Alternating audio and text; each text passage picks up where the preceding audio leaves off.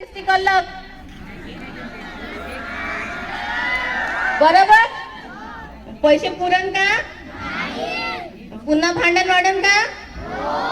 मग पुन्हा टेन्शन वाढते. मग एकच्या जागी मग अशा एकच्या जागी दोन, दोनच्या जागी तीन. मेंटली टॉर्चर होते की नाही? मानसिक तणाव येते की नाही? मग त्याच्यामध्ये काय होते? त्रास वाटते आहे ना. आपल्या घरी पाहतो आपण, आहे का नाही?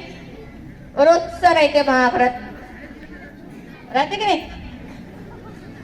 अशामध्ये शारीरिक कामाच्याने पहिले हे झालेलं राहते, मानसिक टेन्शन, आणि याच्यामध्ये मग काय होते?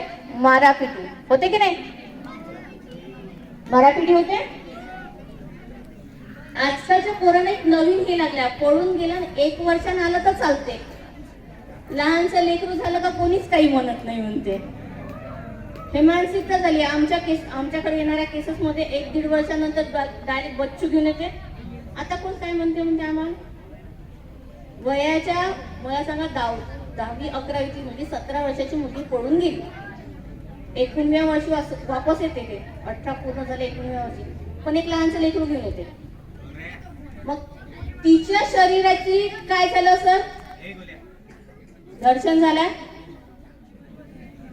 इम्युनिटी पॉवर होती का तिला? आई बनण्यासाठी सक्षम होती का ती मुलगी? नव्हती ना. जसा मुलगा सक्षम नव्हता त्या प्रकारे ती मुलगी सक्षम नव्हती. आता याच्यानंतरच होते दुसरा पॉइंट चालू.